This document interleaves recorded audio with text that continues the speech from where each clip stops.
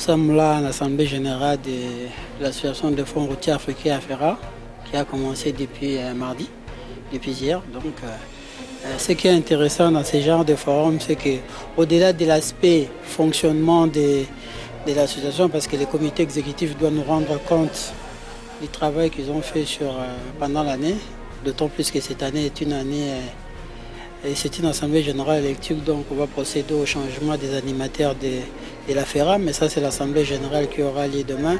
Mais avant ça, il y a quand même un moment intéressant de partage des connaissances, d'expériences et de bonnes pratiques. Il y a des thèmes qui sont organisés. Et pour cette année, par exemple, on parle du financement durable et de la résilience climatique. Et nous apprenons ce qui s'est fait ailleurs et comment nous pouvons appliquer dans notre pays. Nous apportons également ce qui s'est fait chez nous. Là, je viens de sortir d'un panel qui traite des questions de résilience de route. Vous savez qu'en RDC, par exemple, nos routes datent quasiment de l'époque coloniale. Il n'y a pas eu suffisamment de modernisation. Et ces routes n'ont pas été préparées pour faire face aux problèmes climatiques que nous connaissons. Et compte tenu aussi d'un certain nombre de comportements que nous avons dans nos villes en termes d'urbanisation, nous avons un problème important de drainage des eaux, ce qui crée des inondations. En RDC, on a connu deux grandes inondations en 2022, 2023 et 2025. Tout ça, c'est lié au problème d'évacuation des eaux. L'urbanisation s'est fait au point que les réseaux de drainage sont déstructurés, qui n'arrivent plus à collecter suffisamment des eaux.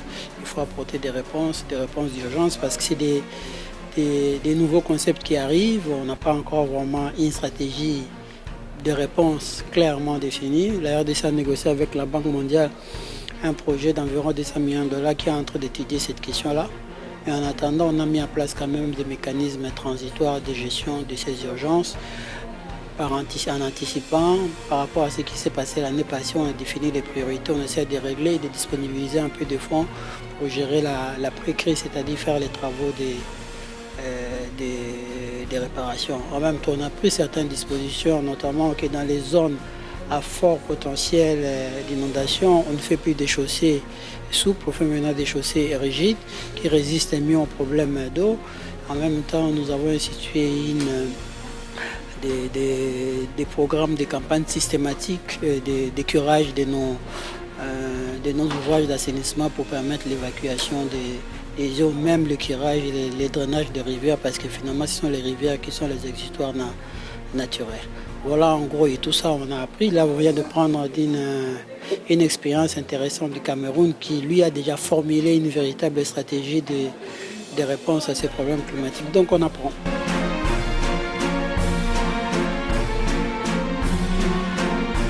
La raison, l'homme qui vous parle, j'ai quasiment 15 ans, 16 ans d'expérience de gestion avec les partenaires classiques à la Banque mondiale là-bas de l'Union européenne. Effectivement, les temps de préparation des projets sont longs. C'est pourquoi il faut quelque part que nos gouvernements montent aussi en puissance en termes de financement. Aujourd'hui, vous négociez un financement, ça fait des bailleurs de fonds, c'est peut-être 500 millions de dollars sur 2, 3 ans, 5 ans. Au final, un pays comme la RDC, ça fait 2 345 000 km², ça fait 153 000 km. C'est un appui, mais ce n'est pas ça qui va régler nos problèmes d'infrastructure routière. Le gouvernement doit monter. C'est ce qui fait qu'en RDC, on a trouvé une réponse, c'est la réforme du fonds routier. D'après la vision du chef de l'État, le fonds routier doit être un instrument vraiment de développement de ces pays dans le domaine de route. C'est pourquoi notre migration consiste en deux volets principaux. D'abord, étendre la mission du fonds. Au lieu d'être limité strictement à l'entretien routier, il faut lui également donner la mission de financer les travaux de réhabilitation et voire même des constructions. En même temps, sécuriser ses ressources et augmenter ses ressources. Nous avons l'ambition aujourd'hui, le fonds aujourd'hui tourne autour de 200 millions de dollars. Les réformes que nous sommes en train de préparer, des concerts avec nos deux tutelles, le ministère des Finances et le ministère des Travaux publics, avec l'appui du chef de l'État et du chef du gouvernement, nous voulons aller vers un fonds de troisième génération qui aura un budget d'environ 1 milliard de dollars. Avec ça, vous commencez à à régler les problèmes d'infrastructure routière. On met ce qu'il faut dans l'entretien parce que la RDC, la particularité, c'est que nous avons un vieux réseau qui est fortement dégradé.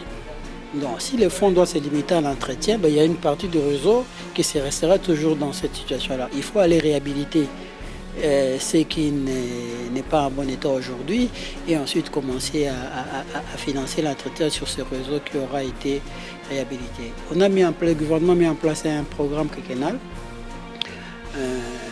pour réhabiliter 11 400 km de route où le fonds va jouer un rôle important. En même temps, il y a un programme avec les partenaires extérieurs pour aller asphalter 20 000 km de route.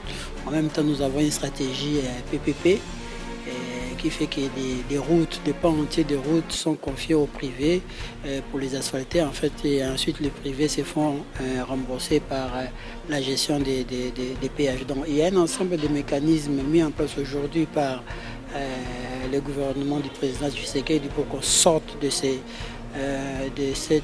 situation. La RDC est un grand pays, on ne peut pas avoir un développement si nous n'avons pas un réseau routier digne de ce nom. Nous pensons qu'avec les réformes mises en place et l'implication personnelle du chef de l'État dans ce que nous faisons, nous y arriverons.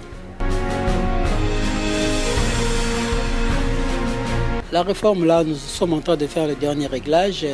Nous l'avons fini quasiment, discuté avec le ministère des Travaux publics qui est notre tutelle, mais nous avons un deuxième détail qui est le ministère des Finances. Nous sommes en train de finaliser les derniers échanges. Nous avons déjà discuté, il reste les derniers échanges avec les fonds. Il est déjà programmé dans le calendrier de l'Assemblée nationale. Dès que nous aurons bouclé avec nos deux ministres, la réforme sera présentée par les ministres des Travaux publics au Conseil des ministres. Dès que validé, ça va à l'Assemblée nationale. Inch'Allah, cette réforme va être adoptée en 2025 ici.